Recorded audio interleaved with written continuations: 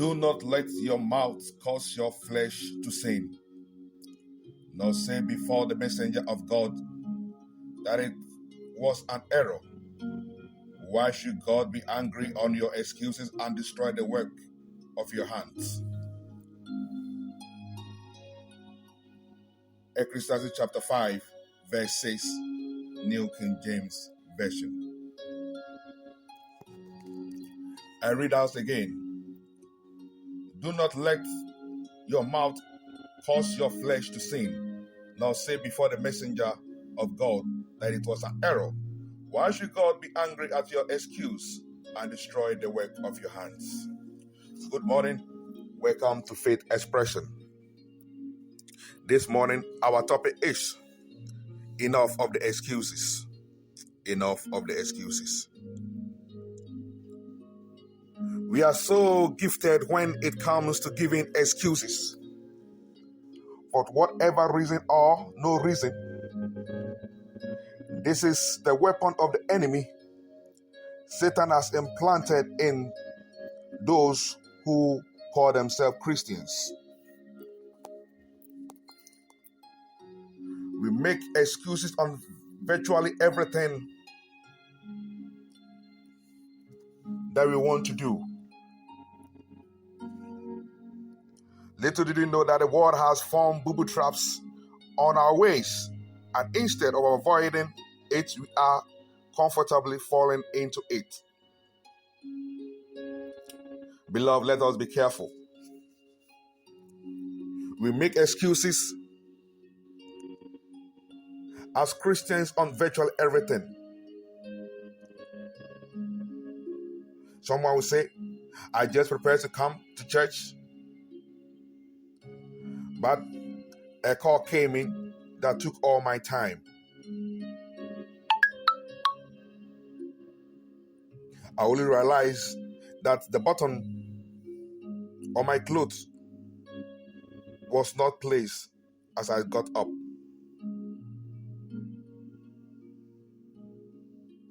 Someone just passed away, so I couldn't make it to church.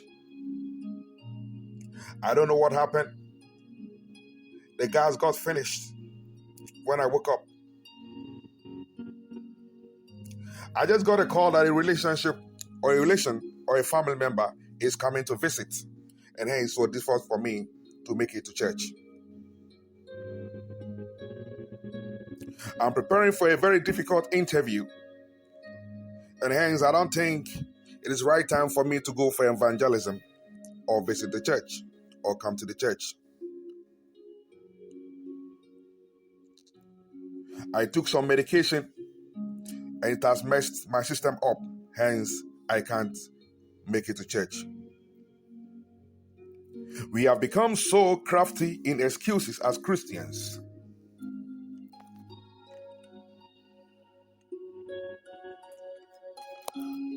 We have all sorts of excuses to obey God's work. We have all sorts of excuses not to obey God's work. Some even say that I'm not a pastor, so it is not my calling. It is not my duty. It is the pastor to pray for me. We are always busy, tired and too young or too old when it comes to doing things of God.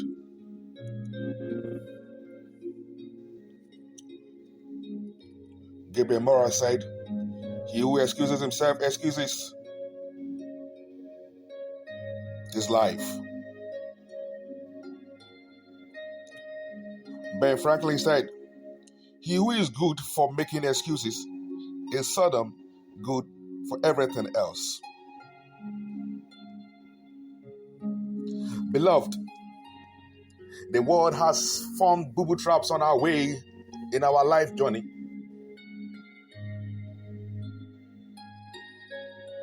And give us all the excuses in this world to disobey God's word. Some of us have become stagnant at where we are in our life because of the many excuses that we have given to ourselves. and precept upon precept, gradually, we are destroying our own life and aspiration. The Bible, at the past and the present, talks about excuses. In the past, we look at an issue or the issues of Adam and Eve, and also Moses, and even Gideon.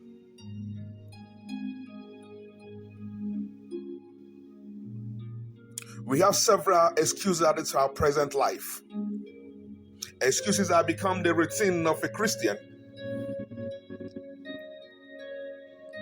That is gradually and is destroying our life all the time. And notice that Jesus talked about excuses. He cited Matthew chapter 25, verse 20, 24 to 30.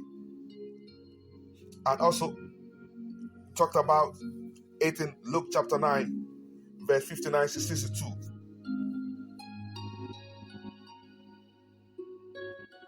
Beloved, excuses are there to maim you. Excuses are there to destroy the God-given blessing that you need to have.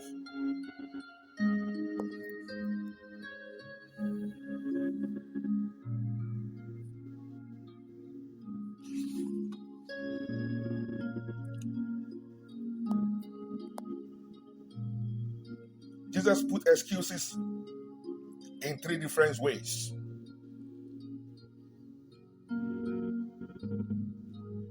You look at excuses on our livelihood.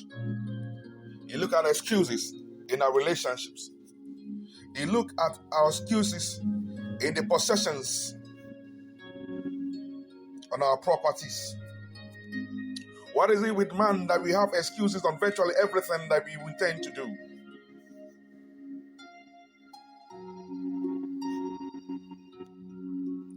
One astonishing thing that everyone is guilty of making an excuse at one time or the other. It is interesting on how our word or the word excuse has developed in English language. It is meant originally to give a defense or reason for something. However, it has come to mean an unjustified or false reason for something, a false reason given to cover up a real reason. People often give excuses for not doing the will of God.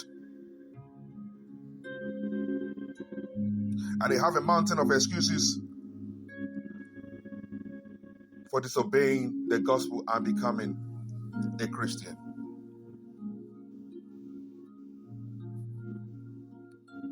And I said earlier, Christians are sometimes guilty of diverse ingenious excuses for not doing their duty towards God.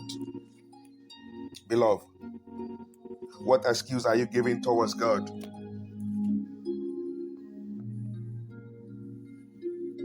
As I said before, excuses has been there before now, even the time of the old, as the past. So this morning I want to talk about some of the past excuses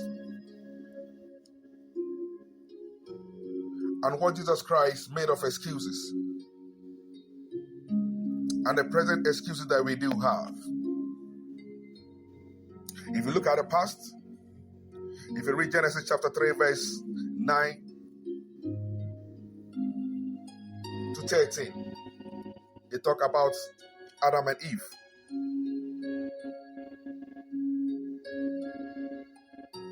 Now, when everyone knows the will of God and violates it anyway, certainly he is not without excuse.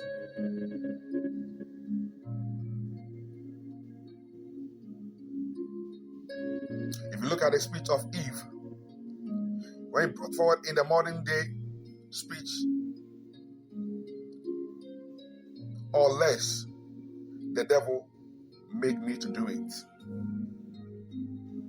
The excuse that Eve said was the devil forced her to sin, neglecting the word that was spoken by the King of the universe. To avoid that tree, it was not that the woman was not forewarned. And you look at what Abraham also did was, Abraham not only blames the woman, but seems to blame God. If you look at verse 12, in other words, he was saying, if you would have given me the woman, this never would have what happened.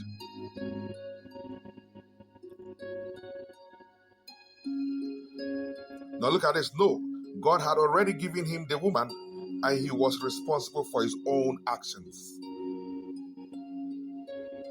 Beloved, we should be responsible for our own actions. We need to have excuses on everything to excuse people of our misfortunes and where we are in our life.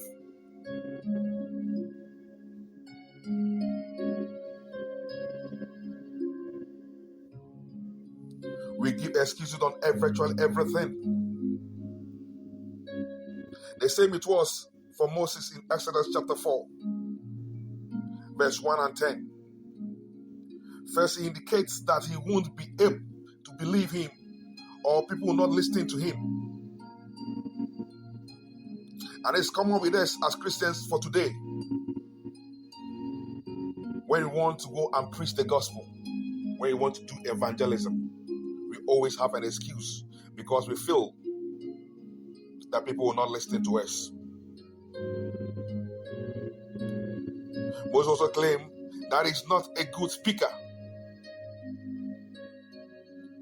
And it's also the common thing that we do of now, of this present generation.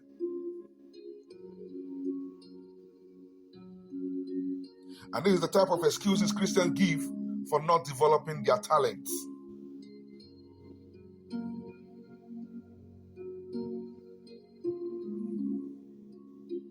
But for Moses, he never developed his talents, but went on to become a greatest of leaders who have ever lived.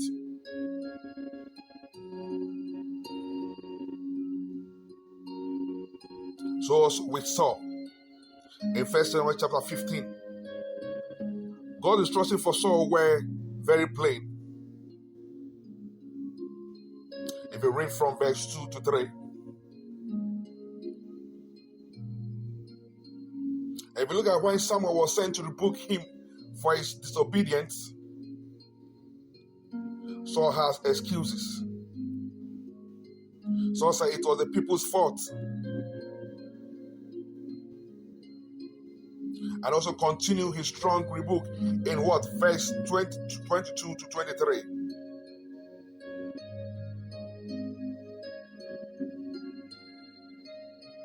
Beloved, what excuses are we giving today? What excuses are you giving today? Jesus was critical about our excuses, and he spoke about it severally in the Bible by citing Luke chapter 14,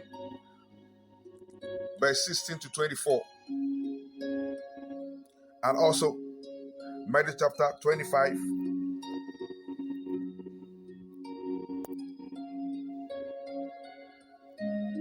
(24 to 30). Beloved, what excuses are you giving yourself today that is draining you from the blessing that God intends to give you? Let us be very careful, or else we are going to miss the goals and the blessings of God.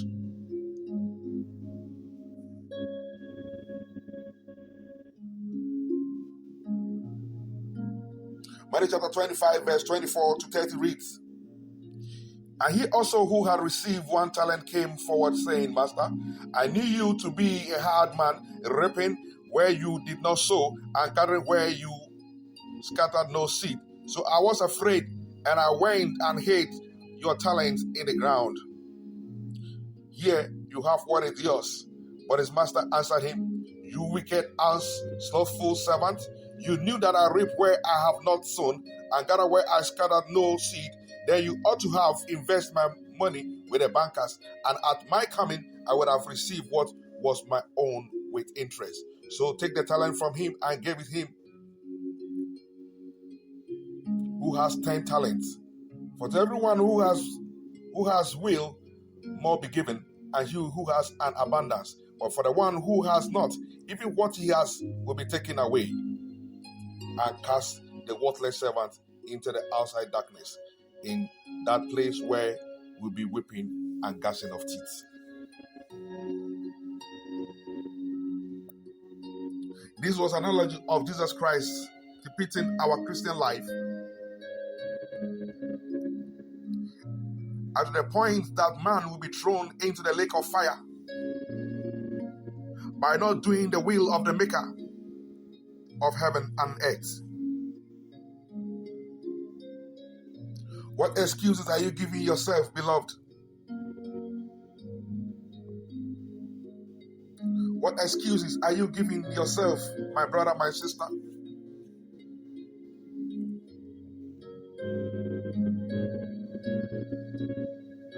If you look at Luke chapter 14,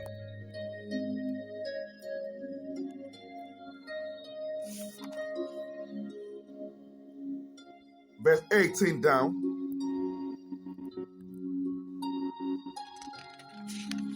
there was also an excuse.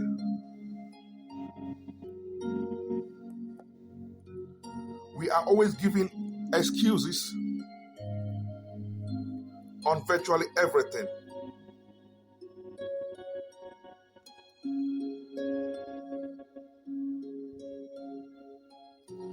Let us look at Luke chapter 14, verse 16 down, where he said to him, a man one gave a greatest banquet and invited many.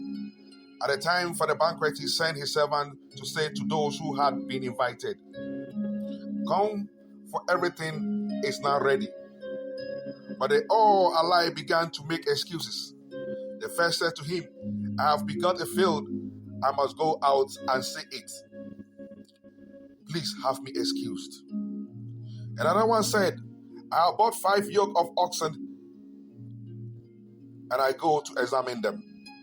Please have me excused. And another said, I have married a wife, and therefore I cannot come. So the servant came and reported these things to his master. Then the master of the house became angry and said to his servant, go out quickly to the streets and lanes of the city and bring in the poor and crippled and the blind and lame. And the servant said, what you have commanded has been done, and still there is room.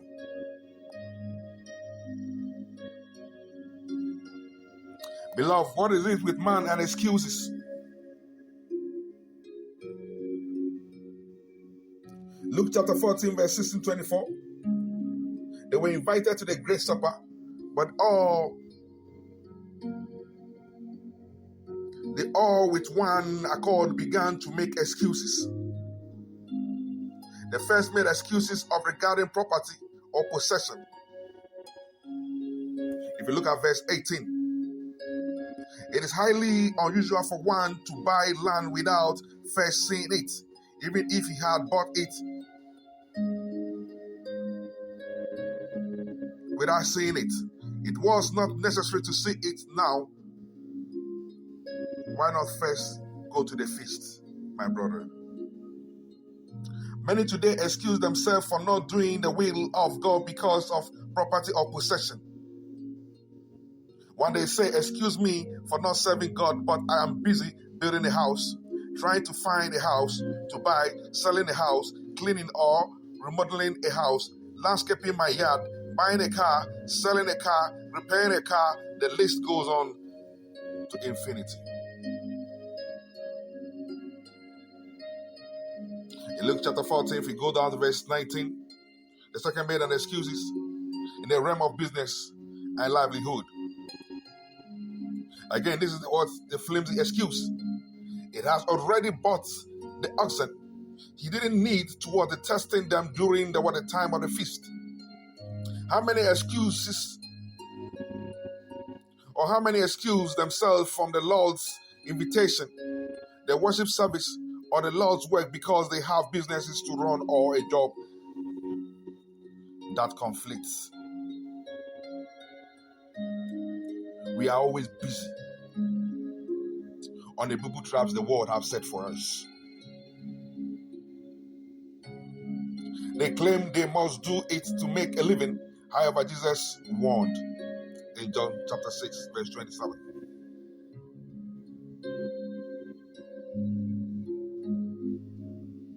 Jesus talked about excuses in family and relation. We look at verse 20 of Luke chapter 14. Again, what a sorry excuse. The invitation was given to all. That's why not bring his new wife to the great feast also. How many thought the years have used the family as an excuse for not doing the will of God? Some of you through the years have used your family as an excuse of not doing the will of God. My family that, my brother that, my sister that, I need to travel here that, I need to see a brother here that.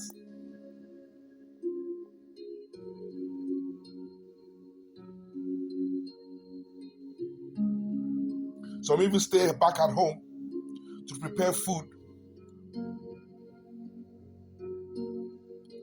for their family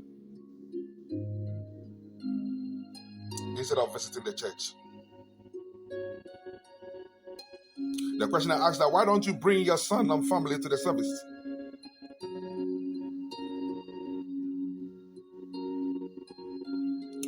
You are embedding and you are putting a character inside that child, inside that boy, inside that son, inside that lady, inside that little boy or that little girl with the excuses of staying home to cook during the time of service.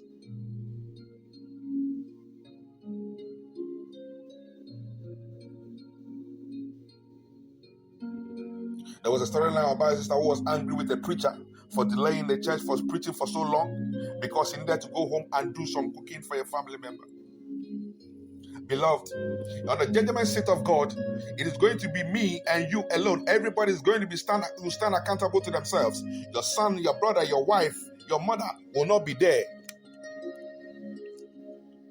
Judgment is individual. So let us be careful on how we use our family as an excuse.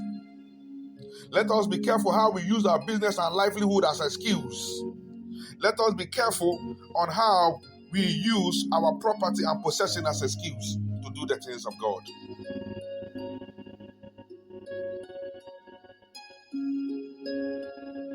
Just as it was in the past, of excuses of Adam and Eve on Moses,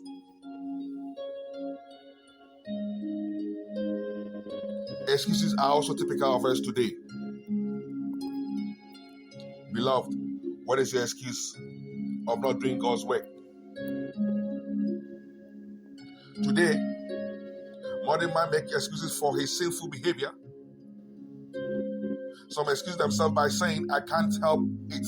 It's just the way I am or the way I was born. Even people practice gayism and say that is the way they are. That is the way they came to the world and find themselves. And even the young generation will say that everybody else is doing it. Everybody else is wearing it. Everyone else is going. And therefore we have a reason.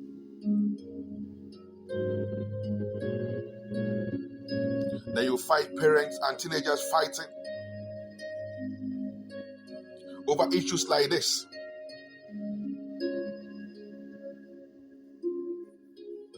Some excuse themselves by saying, at least I am not as bad as some people. I may talk hateful to my wife, but at least I don't beat her up. That's an excuse.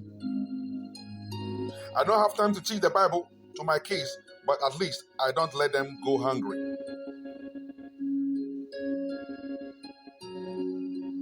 I'm not a Christian, but at least I'm not as bad as some Christians I know. I'm not a strong Christian, but I'm not as bad as some of the hypocrites in the church. The question is that, does one really think that God will accept these excuses? Christians often give flimsy excuses on virtually everything. They'll say that, Lord, I will serve you if I feel well.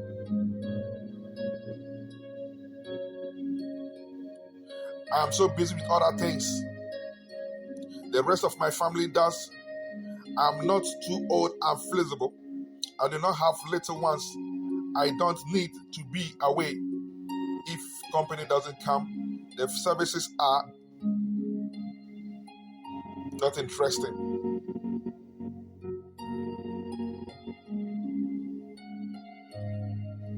Beloved, what excuses are you giving to God? Let us be very careful, or else we'll put yourself in trouble. Now the verse of today says,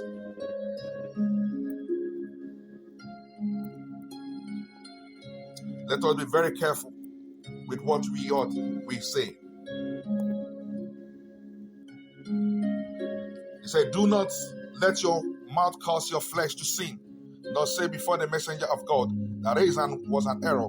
Why should God be angry of your excuse and destroy the work of your hands? Beloved, you are hindering your blessings. You are hindering your progression with your excuses. God will not accept man's flimsy, flexible, and sorry excuses. All unbelievers are without excuse before God. Those who condemn others for their wickedness but practice the same thing are without excuse.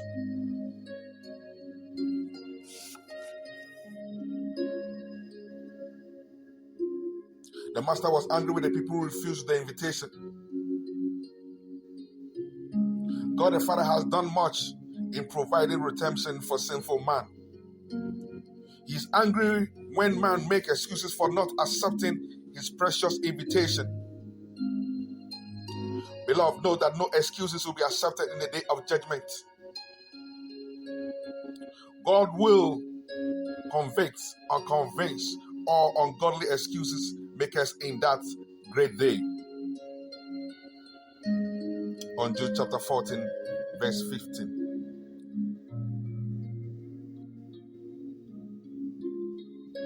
Beloved, there is no excuse for sin.